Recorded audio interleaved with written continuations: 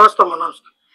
లక్ష్మణరావు గారు చెప్పాలి మీరే. అంటే ప్రస్తుతం మనం చూసాం గత ప్రభుత్వంలో కూడా ఏవైనా హత్యలు జరిగి ఉండుంటే జరిగిన హత్యలకి సంబంధించి అప్పట్లో ఉన్న అధికార ప్రభుత్వం మీద ఆరోపించబడింది. మరి ఇప్పుడు ఉన్న ప్రభుత్వం ఈ హయాంలో జరుగుతున్న హత్యలకి సంబంధించి ఇప్పుడున్న అధికార ప్రభుత్వం మీద ఆరోపణలు వెళ్తూ ఉన్నాయి. మరి ఈ రెండిటికి మధ్య కూడా మాట్లాడిన వ్యక్తులు కనిపిస్తూ ఉన్నారు. ఇది కులాంతర హత్య లేదంటే రెండు సామాజిక వర్గాలకి సంబంధించిన హత్య, ఒకరేమో రాజకీయ కుట్ర అని అంటారు. అసలు మీరేం చెప్తారు? సౌరు గారు, మీకు రెడ్ టీవీ యాజమాన్యానికి రాష్ట్ర ప్రజలందరికీ హృదయపూర్వక నమస్కారం అండి. సార్, అయితే సౌరు గారు, ఇక్కడ మనం ఏ ప్రభుత్వం అధికారంలో ఉన్నా సరే రాష్ట్రంలో క్రైమ్ అనేది జరుగుతూ ఉంటది. దాన్ని ఎవరు కూడా ఆపలేరు. అంటే క్రైమ్ అని, ఎందుకంటే అది అత్యాచారాలు జరిగితే, లేదంటే రేప్ అటెంప్ట్స్ మర్డర్స్ కానీ లేదా ఏదైనా జరిగితే, కానీ దీన్ని నియంత్రించే బాధ్యత రాష్ట్ర ప్రభుత్వం పైన కఠినమైన ఒక చట్టం తయారు చేసి వాళ్ళకి భయం వచ్చేలా చేస్తే తప్ప ఎవరు కూడా భయపడే పరిస్థితుల్లో లేరు.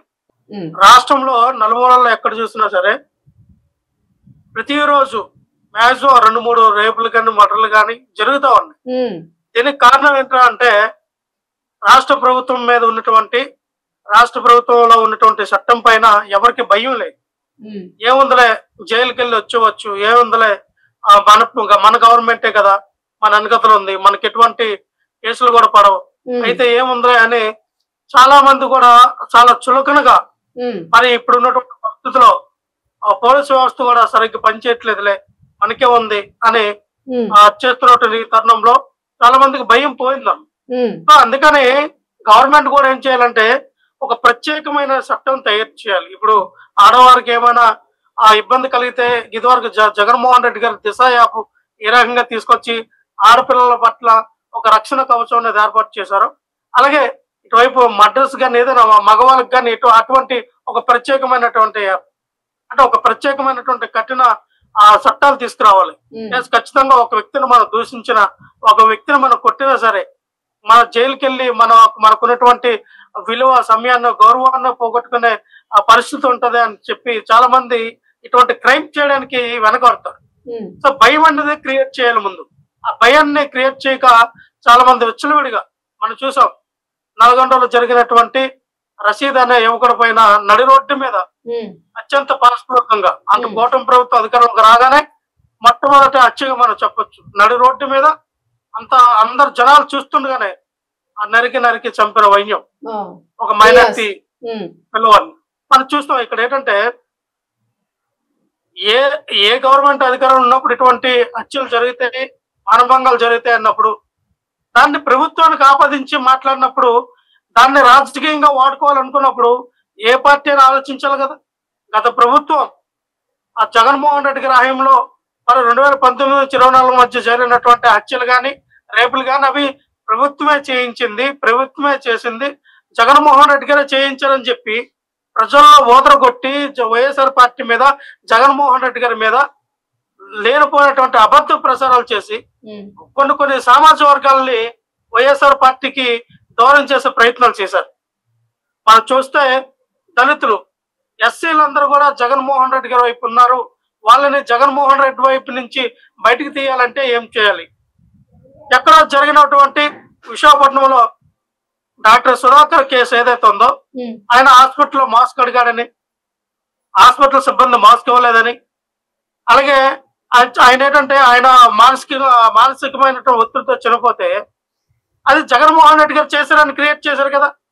దళితుల్ని జగన్మోహన్ రెడ్డి గారు చంపించారు, వైఎస్ఆర్ పార్టీలో దళితులకు రక్షణ లేదని ఏ రకంగా ఈ కూటమి ప్రభుత్వంలో ఉన్నటువంటి 3 పార్టీలు కూడా ఆ రోజున గొగ్గలు పెట్టి, ఇదే పవన్ కళ్యాణ్, ఇదే చంద్రబాబు నాయుడు, ఇదే నారా లోకేష్ ఏ రకంగా వాటి గురించి మాట్లాడారు. అక్కడ డాక్టర్ సుధాకర్ అన్న వ్యక్తి జగన్మోహన్ రెడ్డి గారిని అడగలేదు కదా మాస్క్, జగన్మోహన్ రెడ్డి గారికి కాదు సంబంధించింది. అయినేమో రోడ్డు మీద తప్పదాగి అన్కాన్షియస్ లో ఆయన ఏ రకంగా రోడ్డు మీద ఉన్నాడు కూడా, ఆయన ఒంటి మీద బట్టలు ఉన్నాయో లేదో తెలియకుండానే జగన్మోహన్ రెడ్డి గారిని, కేసీఆర్ గారిని తిట్టారు.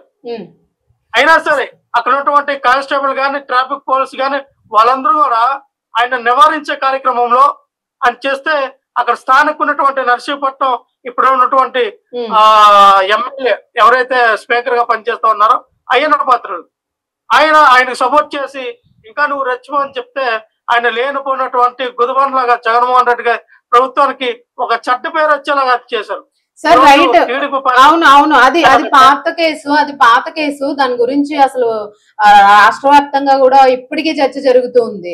కాకపోతే ఇప్పుడు ఈ హత్యకి సంబంధించి ఏదైతే ఇప్పుడు ఈ లక్ష్మీనాయుడు హత్య ఉన్నదో దీనికి సంబంధించి డీటెయిల్ గా చెప్పండి. అసలు దీనికి సంబంధించి మీ దగ్గర ఉన్న ఇన్ఫర్మేషన్ చెప్తాను. అంటే నేను వస్తాను లక్ష్మీనాయుడు కేసు గురించి కూడా వస్తాను. నేను ఎందుకంటున్నానంటే ఆ రోజున ఒక సామాజిక వర్గాన్ని దూరం చేయడానికి జగన్మోహన్ రెడ్డి గారికి కులభావకంగా అంటే దళితులపై జరిగిన ఆ దాడినేమో జగన్మోహన్ రెడ్డి గారు వైఎస్ఆర్ పార్టీ చేసిందని ప్రసారం చేశారు, లబ్ధి పొందారు.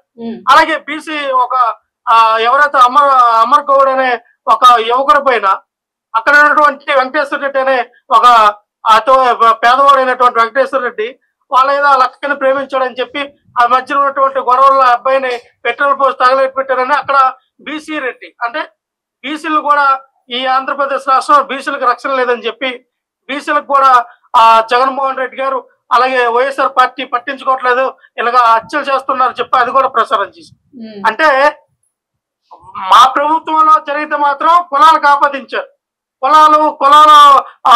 కులం రంగు పులివారు, కానీ ఇప్పుడు జరిగితే వ్యక్తిగతమైనటువంటి చర్యలు అంటారు. మరి మీ నాయకులు కూడా ఇప్పుడు దాన్ని కుల రాజకీయం చేస్తున్నారు అని ఆరోపణ వినిపిస్తూ ఉంది. కక్షపూరితంగా చేసిన చర్య ఇదంతా కూడాను అని చెప్పేసింది. ఎందుకంటే అది సాధారణంగా జరిగిన మర్డర్ కాదు, అసలు మీకు తెలుసు. అంటే ఇక్కడ ఒక్క నిమిషం అమ్మా, కులం రంగు ఎందుకమ్మా అసలు కులాలు ఎందుకుంటాయి? ప్రతి ఒక్కరికి ఒక్కొక్క ఏదో కులం ఉంది. కులం అనుకున్నప్పుడు ఆ కులం అంటున్నారు. సో ఇక్కడ ప్రభుత్వాలు చేయించాయా, ప్రభుత్వం వ్యక్తులు చేశారా, ప్రభుత్వానికి సంబంధించిన వ్యక్తులు చేశారా అనేది మనం చూడాలి. ఇక్కడ ఇద్దరు వ్యక్తుల మధ్య జరిగిందో లేదా ఇద్దరు జనం మధ్య జరిగిందో మన కులాల రంగు ఏ రకంగా గతంలో ఆ కులం రంగు పూసారో ఈ రోజున కూడా ఆ రకమైన రాజకీయం చేయాలి. నిజంగానే కుల రాజకీయం చేయాలనుకుంటే వెంటనే మేము వెళ్ళి అక్కడ కుల రాజకీయం చేసేవాళ్ళం. కందుకూరు వెళ్ళి ఇదే లక్ష్మీనాయుడు ఇంటికి వెళ్ళి వాళ్ళతో మీ కుల రాజకీయం చేసేవాళ్ళం, కానీ చేయలే. ఎందుకంటే ఏదైతే లక్ష్మీనాయుడు తనకున్నటువంటి ట్రాక్టర్ ఆ యొక్క హరిశ్చంద్ర ప్రసాద్ కి అమ్మాడు, తను ఒక 2 లక్షల రూపాయలు ఇవ్వాలి. ఆ డబ్బుల కోసం ప్రతిరోజు ఆయన ఫోన్ చేయడు.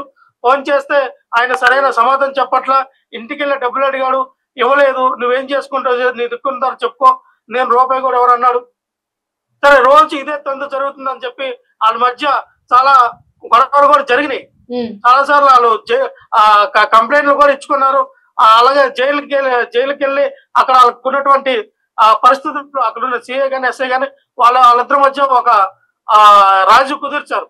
అయినా సరే ఈయన డబ్బులు ఇవ్వట్లేదని మళ్ళీ ఫోన్ చేస్తే తన భార్య వాడుతున్నటువంటి లక్ష్మీనాయుడు తన భార్య ఫోన్ చేస్తే ఆ ఫోన్ కి అసభ్యకరమైనటువంటి మెసేజ్లు పెట్టడం, నువ్వు నా పక్కలోకి రావాలి, నాతో లైంగికంగా ఉండాలని చెప్పి అసభ్యకరమైన మెసేజ్లు పెట్టడం, ఆవిడ్ని సెక్సువల్ హెరాస్మెంట్ చేయడం, మెసేజ్లు పెట్టి లేదు మీ ఆయన్ని చంపేస్తాను నువ్వు రాకపోతే అని చెప్పి ఆవిడతో అసభ్యకరమైన మెసేజ్లు పెట్టి హింసిస్తే తన భర్తకి చెప్పింది ఏంటి ఇది పరిస్థితి ఇలా చేస్తూ ఉన్నాడంటే తన ముగ్గురు అన్నదమ్ములు ఎవరైతే ఉన్నారో భార్గవ నాయుడు, పవన్ నాయుడు అలాగే లక్ష్మీనాయుడు వీళ్ళు ముగ్గురు కలిపి తన ఇంటికి వెళ్ళి అడిగారు, ఎందుకు మా ఆవిడకి మెసేజ్ చేస్తూ ఉన్నాం, ఎందుకు ఇదన్నీ అడిగితే అక్కడ అడిగే ఆ వ్యక్తి మీద గట్టిగా అడిగేసరికి ఏం చేస్తే ఎవరింటికి హరిశ్చంద్ర ప్రసాద్ ఇంటికా? హరిశ్చంద్ర ప్రసాద్ ఇంటికి వెళ్ళి ఇప్పుడు ఆయన క్యాస్ట్ ఏంటి సార్? అంటే ఆయన ఎవరు ఆయన వ్యక్తి? హరిశ్చంద్ర ప్రసాద్ అనే వ్యక్తి ఏమో సౌదరీస్. ఈ లక్ష్మీనాయుడు అనే వ్యక్తి ఏమో బలిజ, కాపు సమాజ వర్గానికి చెందిన వ్యక్తి బలిజ. సో వీళ్ళు అడిగితే నువ్వెంత, నీ స్థాయి ఏంటి, నీ బతికేంటి, నువ్వు బలిజులు, మీ బలిజులందరూ మా కాలు కింద పనిచేయాలి, ఇది మా గవర్నమెంట్, మేము చెప్పింది వినాలి, నిన్ను చంపితే దిక్కెవరు, ఎంట్రా నువ్వు ఎగస్ట్రాల్ చేస్తావని చెప్పి వాగ్వాదం చెంది ఆ రోజు బయటకు వచ్చేస్తే దసరా రోజు ఎవరైతే వాళ్ళ ఇంట్లో ఉన్నటువంటి ఆడవాళ్ళు ఎవరైతే ఈ హరిశ్చంద్ర ప్రసాద్ తాలూకా నాయనమ్మ, వాళ్ళ తండ్రి, ఆ కుటుంబ సభ్యులందరూ కూడా ఆయనకి సపోర్ట్ చేసి వాళ్ళ కారులో ఉన్నారు. కారుతో వెళ్ళి ఆ యొక్క లక్ష్మీనారాయణ గారిని గుద్దడం, కారులో ఉన్నటువంటి రాడ్లు తీసి చచ్చిపోయినంత వరకు కొట్టడం, తర్వాత చచ్చిపోయిన వ్యక్తి మీద నుంచి కారు ఎక్కించేయడం, మిగతా కారుతో గుర్తేయడం. అంటే ఆ వ్యక్తి చనిపోయాడని నిర్ధారించుకునేది పక్కా ప్రీ ప్లాన్ మర్డర్ మేడం. అటువంటి మర్డర్ ని మీ కులానికి ఆపాదించలేదా వైఎస్ఆర్ పార్టీ? ఇప్పుడు కూడా కులం గురించి మేము మాట్లాడలేదే. మానవత్వంతో స్పందించాం. మానవత్వం మంట కలుపుతూ ఉంది ఆంధ్రప్రదేశ్ రాష్ట్రంలో. లా అండ్ ఆర్డర్ సరిగ్గా లేదు ఆంధ్రప్రదేశ్ రాష్ట్రంలో. ఎక్కడికి వెళ్ళిపోయింది? శాంతి భద్రతలు ఏమంటారు అగత్యం, శాంతి భద్రతలకి అగత్యం జరిగినప్పుడు ఎందుకు స్పందించట్లేదు? సో మరి సార్ ఇక్కడ ఒక డౌట్, అంటే అంత అది ఏ సమయంలో జరిగింది మీరు చెప్పే హత్య అంతాను? అది దసరా అక్టోబర్ 2వ తారీఖున జరిగిందమ్మా. సమయం వచ్చరికి అది పర్టికులర్ గా అది ఉదయం అదే మధ్యాహ్నం ఆ టైంలో జరిగిందని. అదే అంటే నైట్ టైం అయితే కాదు కదా? నైట్ టైం కాదమ్మా, ఏ టైం అయినా కూడాను ఒక కారును పోనిచ్చి వెనక్కి ముందుకి చనిపోయే వరకు తొక్కించడం అంటే ఖచ్చితంగా ఎవరో ఒకరు దూరం నుంచి అయినా చూసి ఉండాలి, ఎవరో ఒకరు ఇన్ఫార్మ్ చేసైనా ఉండాలి. మరి ఎవరైనా చూస్తారు చెప్తారు అన్న భయం లేకుండా మరి హత్యని ఇంత ప్రీ ప్లాన్డ్ గా ఓపెన్ గా చేశారు అని అంటే అది మరి ఎట్లా తీసుకోవచ్చు అంటారు? ఇది ఏం భయం ఏముందమ్మా? మీ సోదరేశం మా గవర్నమెంట్ సోదరికి సంబంధించిన గవర్నమెంట్ మమ్మల్ని ఎవరేం చేస్తారే, మా కులం మాకు అండగా ఉంటదని ఒక కులహంకరమైనటువంటి హత్య. ఎందుకు అన్నానంటే నడి రోడ్డు మీద ఏదైతే వెళ్తున్నారో నడి రోడ్డు మీద పట్టపగలే అత్యంత పాశవికంగా కారుతో గుర్తించి చంపితే అక్కడ ఉన్నటువంటి ఎవరైతే పొలంలో ఉన్నటువంటి వ్యక్తులు వచ్చి చూసారు, కాపాడారు వాళ్ళు. ఒక ఇద్దరిని వాళ్ళు హాస్పిటల్కి తీసుకెళ్లారు. ఈ వ్యక్తిని కూడా ఎవరైతే పక్కన ఉన్నటువంటి పంట పొలాలు ఎవరైతే పనిచేస్తారో వాళ్ళ దగ్గర నుంచి వచ్చిన వ్యక్తులు. మేమేమంటాం అంటే ఇక్కడ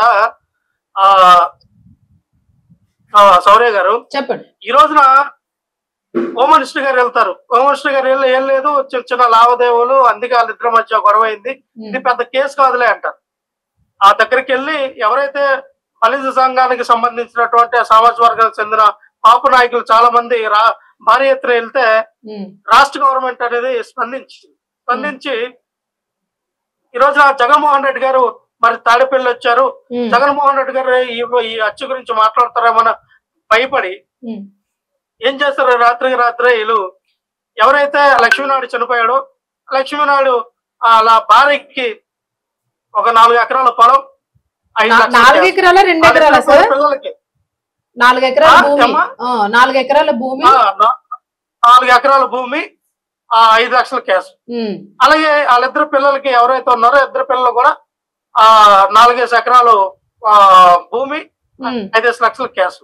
అలాగే వాళ్ళిద్దరు అన్నదమ్ములు ఎవరైతే ఉన్నారో ఒక వ్యక్తికి లగ్గు ఏదైతే కాలు ఫ్రాక్చర్ అయిందో ఆ వ్యక్తికి 2 లక్షలు క్యాష్, అలాగే అప్పుడు అయినటువంటి వైద్యానికి అయిన ఖర్చులు భరిస్తారని చెప్పింది. ఇంకా వ్యక్తి ఎవరైతే నడుము బాగా ఇదైపోయి ఎన్నుకోసం ఇబ్బందికరంగా ఉన్నటువంటి వ్యక్తికి 4 ఎకరాల పొలము 5 లక్షల క్యాష్. అంటే మీరు వాళ్ళకి ఇవ్వడం మీ తప్పనట్లా, ఎస్ ఇచ్చారు కరెక్టే కాదనట్లా.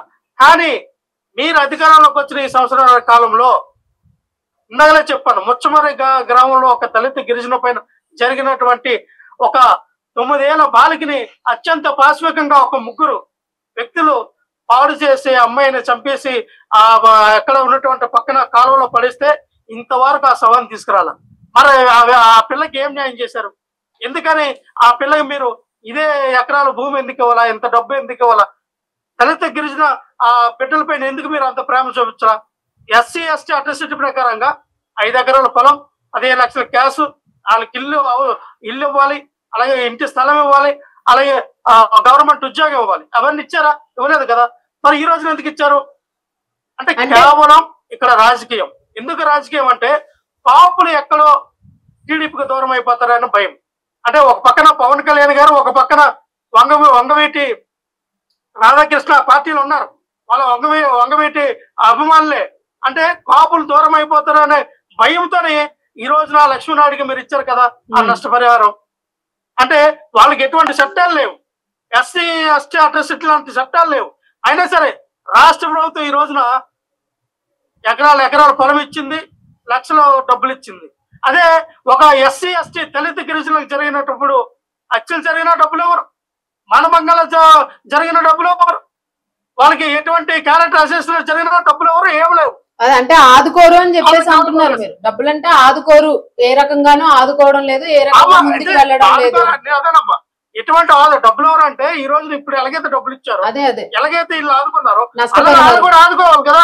వాళ్ళకి ఎకరాలు భూమి ఇవ్వాలి, డబ్బులు ఇవ్వాలి, వాళ్ళు కూడా ఆదుకోవాలి. ఎందుకంటే అదే ఎస్సీ ఎస్టీ అట్రాసిటీ యాక్ట్ ప్రకారం వచ్చినటువంటి రూల్స్ అవి. యాక్ట్ లో ఉన్నటువంటి రూల్స్ మాత్రం అమలు చేయరు. యాక్ట్ లో లేని రూల్స్ మాత్రం ఇక్కడ కులం ఓట్లు ఒక సామాజిక వర్గం ఎక్కడైతే టీడీపీ పార్టీకి కూటమి ప్రభుత్వానికి దూరం అయిపోతుందని ఒక భావంతో భయపడి ఈ రోజు ఇచ్చినట్టు కనబడతా ఉంది కదా. లక్ష్మణరావు గారు, ఒక దళిత